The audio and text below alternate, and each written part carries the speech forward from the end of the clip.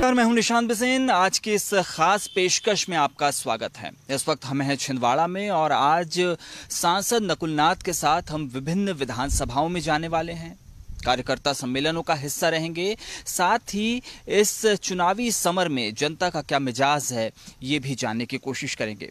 नकुल जी के साथ आज का ये दौरा इसलिए भी खास है क्योंकि वो मध्य प्रदेश के इकलौते सांसद हैं जो कांग्रेस से हैं, कांग्रेस पार्टी का युवा चेहरा है, लगातार छिंदवाड़ा की जनता के बीच होते हैं और इस बार छिंदवाड़ा की 7 विधानसभा सीट में वो प्रचार का जिम्मा इस बार उन्हीं के कंधों पर है।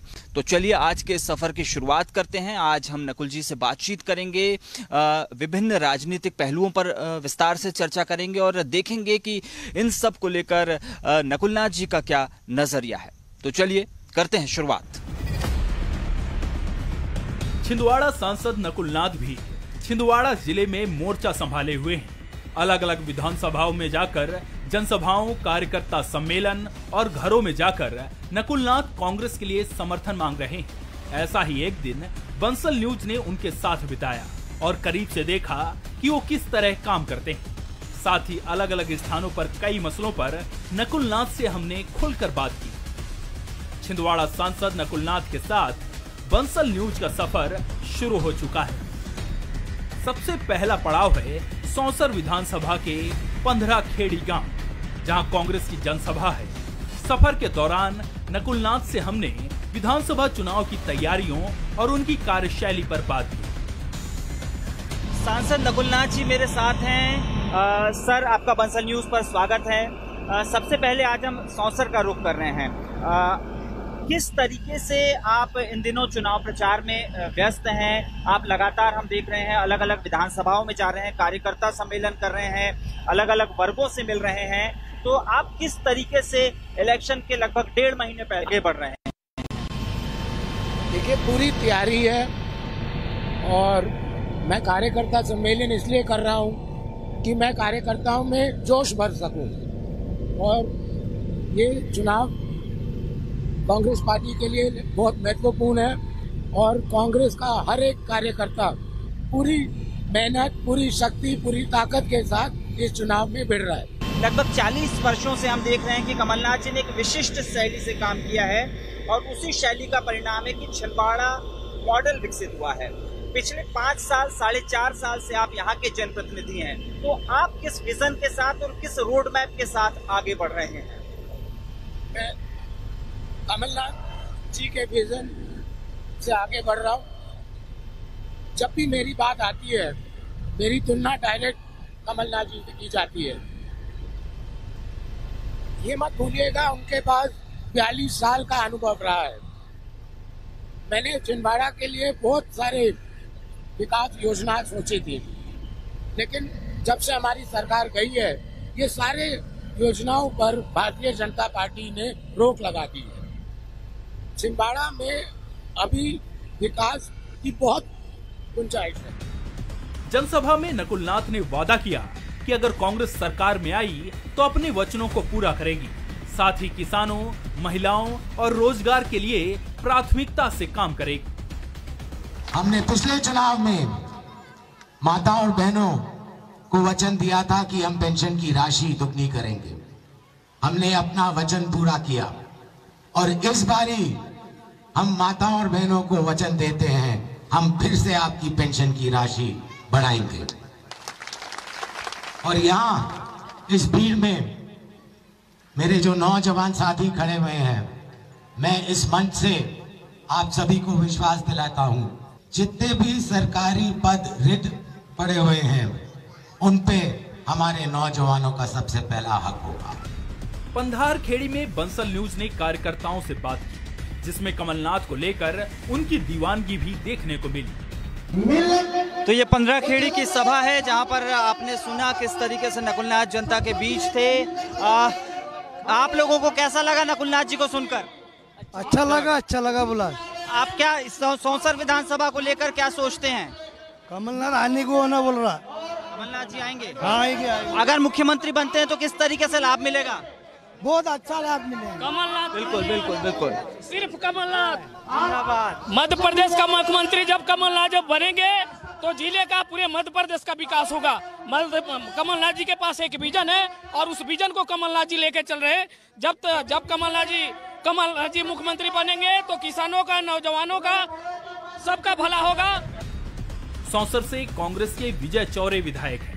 विजय चौरे भी अपने कामकाज से संतुष्ट नजर आए। ऐतिहासिक सभा रही है और ये जो गांव है आज 15 खेड़ी, जिसमें आदरणीय नकुलनाथ जी ने बड़ी लंबी सभा ली और काफी अच्छा माहौल है। पूरे प्रदेश में बदलाव का माहौल है। कांग्रेस के साथ, कमलनाथ जी के साथ, नकुलनाथ जी के साथ लोग जुड़ना चाहते हैं और कांग्रेस की सरकार बनाने की मंशा है। आप 5 साल विधायक रहे, आपका क्या कंट्रीब्यूशन रहा जिसके आधार पर जनता आपको फिर वोट करेगी? 5 साल में हमने वो काम कर दिखाया जो 15 साल में भारतीय जनता पार्टी के नेताओं ने नहीं कर दिखाया। हर जगह हमने विकास की बात करी, हर जगह हमने रंगमंच हो, समाज को लेकर की बात हो, प्रतीक्षालय हो और दूसरे जितने काम है, सड़कें, कमलनाथ जी की सरकार में 15 महीने की सरकार में हमने 18 सड़कें बनाई और बहुत सारा विकास जनता की भावनाओं से जुड़े, जनता के लगाव से जुड़े। 24 घंटे जो है विधायक उपलब्ध रहने वाला विधायक हूं मैं और निश्चित रूप से कमलनाथ जी को मुख्यमंत्री बनाने की सबकी मंशा है। 15 खेड़ी हेलीपैड पर नकुलनाथ ने गांव की जनसभा को लेकर हमारे साथ अपनी बात साझा की। नकुलनाथ जी ने अभी पंडरापानी में एक जनसभा को संबोधित किया। उन्होंने बताया कि कांग्रेस की सरकार आने पर किस तरीके से जनता को लाभ मिलेगा और जो बहुत से काम अटके हुए हैं उन्हें फिर से शुरू किया जाएगा। कैसा रिस्पांस रहा सर पंडराखेड़ी में? पंडराखेड़ी में बहुत अच्छा रिस्पांस मिला। आपने देखा कि कितनी भारी संख्या में माता और बहनें बाहर आई हैं। इनको भी समझ में आ गया कि लाडली बहना योजना सिर्फ चुनाव तक ही सीमित है। आपने देखा किस तरह युवा लोग शामिल हुए, किसान भाई शामिल हुए। तो पब्लिक का रिस्पांस बहुत अच्छा है और मुझे पूरी उम्मीद है कि पंडराखेड़ी क्षेत्र से कांग्रेस को भारी लीड मिलेगी। एक सवाल मैं आपसे जानना चाहूँगा, अगर कमलनाथ जी मुख्यमंत्री बनते हैं, आप सांसद हैं, तो किस विजन, मिशन और एक्शन के साथ आप आगे बढ़ेंगे? क्योंकि यही दावा किया भी जा रहा है। देखिए, जिस विजन, मिशन और एक्शन पिछले चुनाव के बाद आपको देखने को मिला, इस बार ही दुगनी रफ्तार से मिशन, विजन और एक्शन देखने को मिलेगा। बिल्कुल, नकुलनाथ जी लगातार जनता के बीच हैं, उनके साथ बातचीत कर रहे हैं और अपनी जनता के बीच वो पूरे उत्साह के साथ उनसे मिल भी रहे हैं।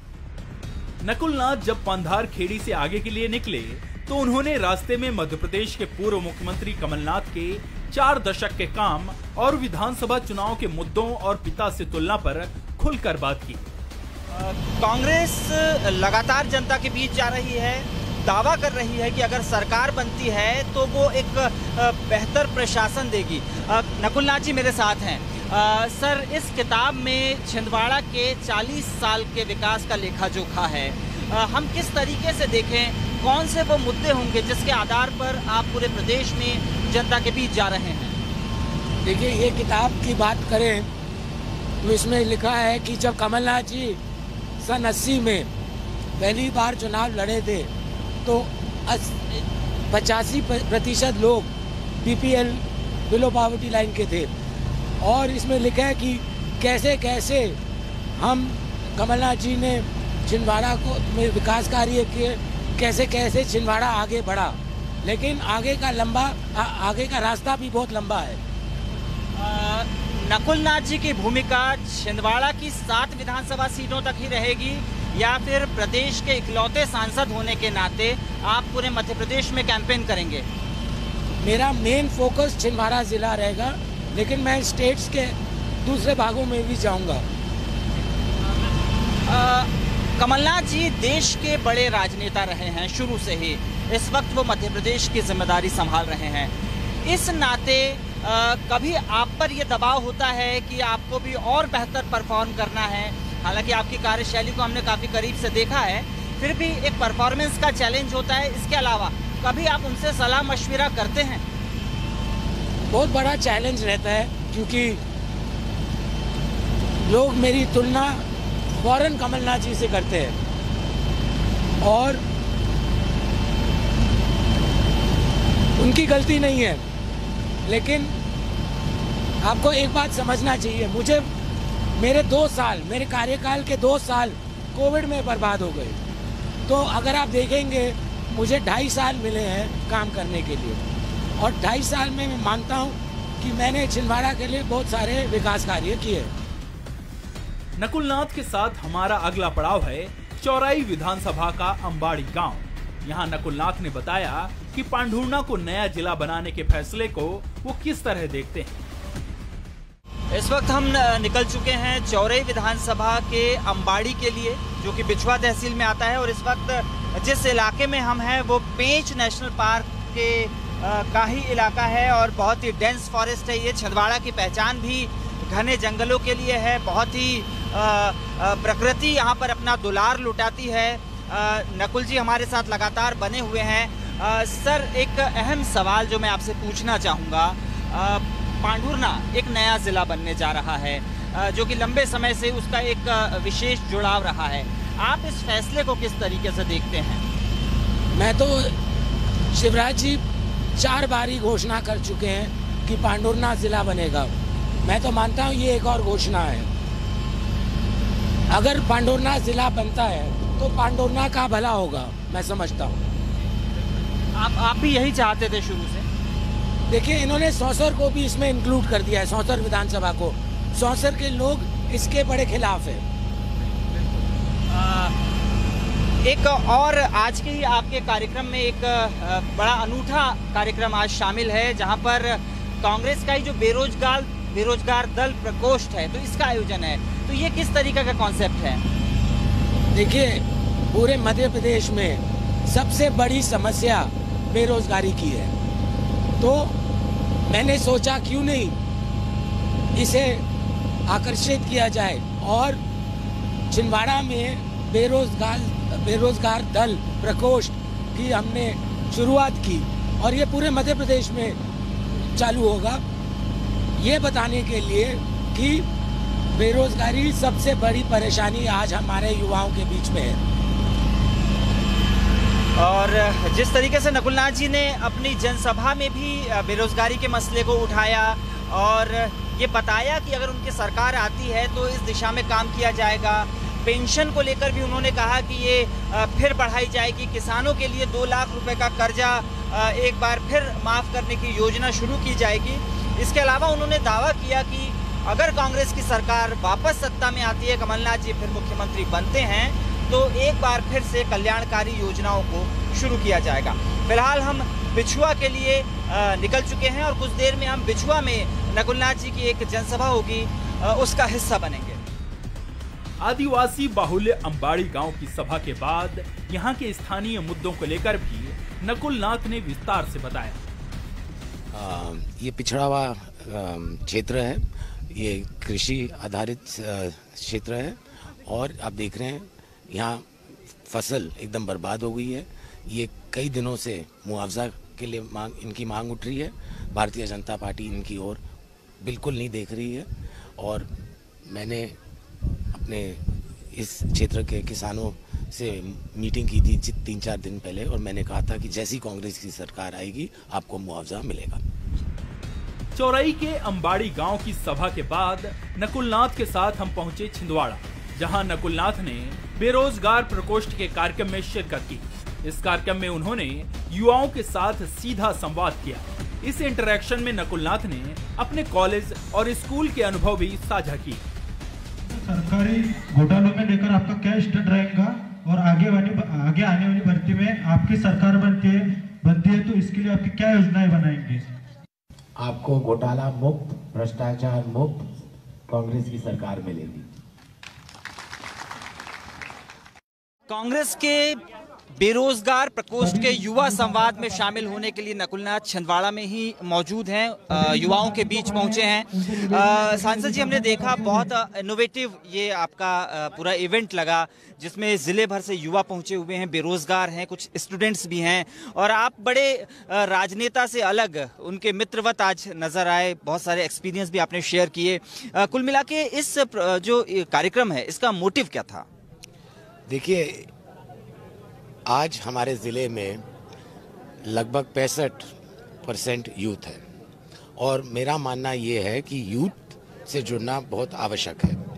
और आज जैसे कि मैंने कहा, सबसे बड़ी चुनौती बेरोजगारी की है, तो बेरोजगार प्रकोष्ठ के माध्यम से मैं युवाओं से संवाद इसलिए करता हूं कि मैं उनकी समस्या की जानकारी ले पाऊं। जी बिल्कुल। आप जब कॉलेज के स्टूडेंट थे आप, अब हालांकि आप दून से पढ़े हुए हैं, लेकिन क्या आप चाहते हैं आपके ज़िले के बच्चों को किस तरीके की क्वालिटी एजुकेशन मिलनी चाहिए?